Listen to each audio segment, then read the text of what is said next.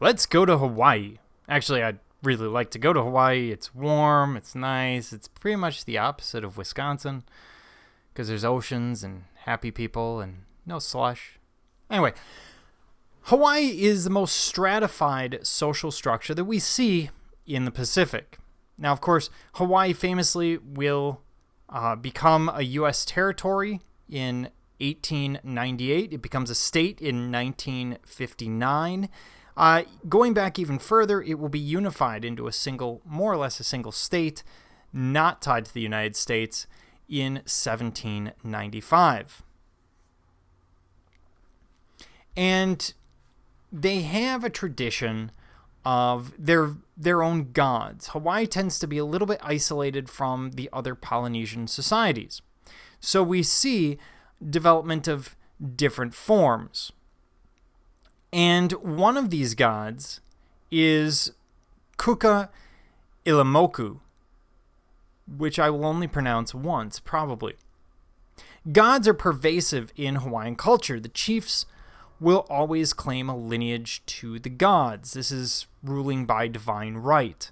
The gods are my ancestors, therefore I should be in power. And this is a war god. In fact, KukaIlimoku, who I've messed up his name, KukaIlimoku, is a war god and very, very similar to another character from Hawaii that we're all familiar with. Anyway, warfare is going to be endemic as chiefs before the kingdom fought for power. This was kind of a tropical Game of Thrones. We constantly have new chiefs coming to power, becoming powerful enough to try and unify the peoples around them, and then eventually they will fall and someone else will take their place.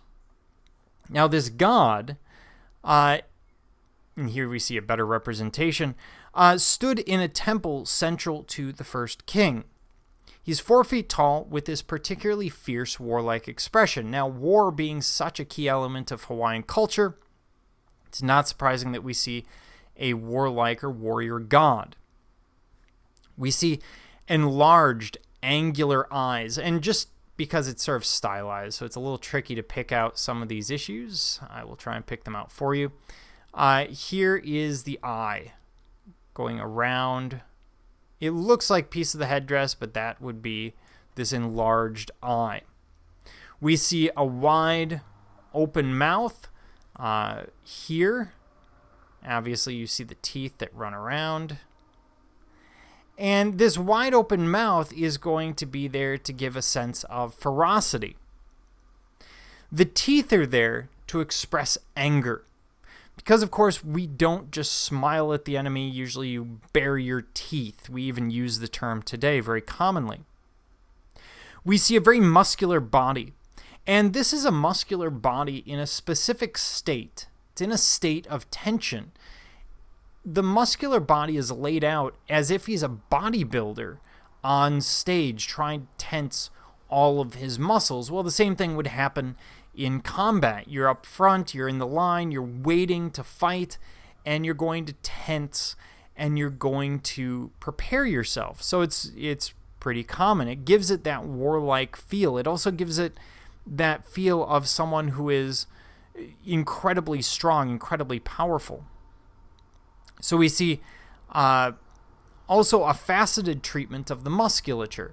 So the muscles are not simply rounded off, they're faceted. And you can see that in the lines in the legs, for example, here, where they're cutting in these facets. And that's going to be entirely stylistic. Most of these carved deities tend towards a very athletic build and tend to be very defiant. Two things that we're looking for in a warrior. We want a warrior to be someone who's going to be defiant of the enemy, fighting to the end, never accepting surrender. And at the same time, we want someone who's a warrior to be of very athletic build. Remember, this is not war like today where it happens from 1,000 feet away or 200 feet away with a gun. This is war that is hand-to-hand, is bloody combat. And the more that you can create a warrior or a warrior god that's going to intimidate the enemy, the more likely you are to win the day before any bloodshed actually happens. So oftentimes when we see these incredibly warlike symbols, they're there to try and avoid the war as much as they are there to symbolize the warriors from that clan, family, or group.